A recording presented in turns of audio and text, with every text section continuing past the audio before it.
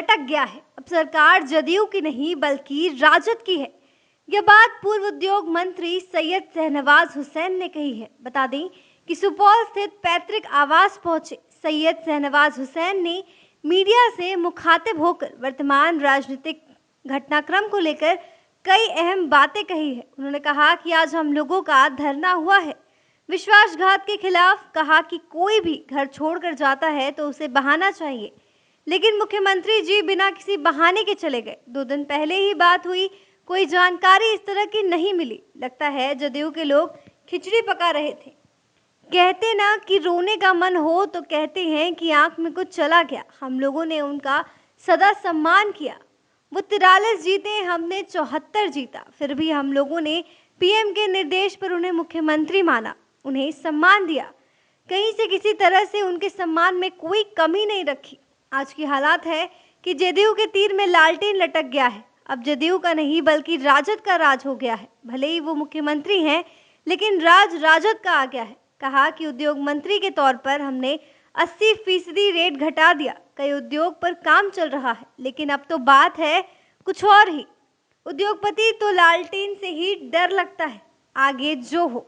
बावजूद हम बिहारी होने के नाते उद्योगपतियों से यही कहेंगे कि वो बिहार आएं, और कहीं कोई दुष्प्रचार होती है तो मुख्यमंत्री से कहेंगे। जदयू बीजेपी की सरकार रहती तो विकास कार्य आगे बढ़ता। उन्होंने ये भी कहा कि मुख्यमंत्री जी ने कहा कि जो 14 में जीत कर आए हैं उन्हें 24 में जवाब देना पड़ेगा। उनकी नज़र 24 पर है। उन्होंने कहा कि 14 में 2 सीट जीते, लेकिन 24 में तो 0 पर आउट होने वाले हैं मुख्यमंत्री। शाहनवाज हुसैन ने ये भी कहा कि हम लोग विपक्ष में हैं, लिहाजा हर तरह से विपक्ष की भूमिका अदा करेंगे।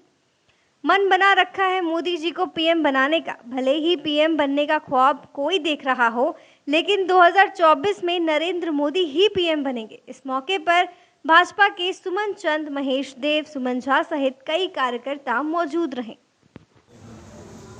डेथ एनिवर्सरी है, यौम वफात है, इसलिए मैं हर साल 10 अगस्त को आता ही हूँ। तो पहले से भी आना था, लेकिन पॉलिटिकल एक्टिविटीज़ थोड़ी बदल गई, तो इस वजह से मुझे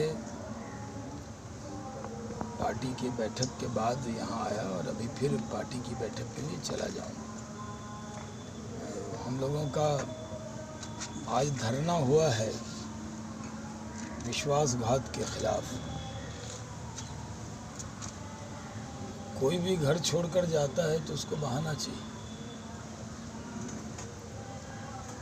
होता है ना, घर में लेडीज़ की भी लड़ाई होती है तो कोई बहाना चाहिए। ये हमारे माननीय मुख्यमंत्री जी बिना बहाने के ही चले गए। अभी तो उद्योग विभाग के कार्यक्रम में आए थे, 2 दिन कबल 1.5 घंटा मैं साथ में था, कोई बात नहीं थी। कल ही मैंने इन्वेस्टर भवन का उद्घाटन किया, उसका आधा page add times of India, Indian express, economic time, आधा पेज दिल्ली में दिया गया, जो पहली बार दिया गया। कोई बात नहीं थी। और ऐसे ही कुछ खिचड़ी पका रहे थे जदयू के लोग। कई बार रोने का मन हो तो कहते हैं आंख में कुछ डल गया है। वो जाना चाहते थे इसलिए गए। हम लोगों ने नीतीश जी के सम्मान में कोई कमी नहीं की। हम 74 जीते थे, वो 43 जीते। फिर भी उनको मुख्यमंत्री ऐलान किया था नरेंद्र मोदी जी ने, तो वादे के मुताबिक बनाया और पूरे एनडीए का नेता मान के, जैसे हम अपने नेतृत्व का सम्मान करते थे वैसे ही उनका सम्मान करते थे। और हमने तो काम किया। एज ए इंडस्ट्री मिनिस्टर 80% तक रेट घटा दिया।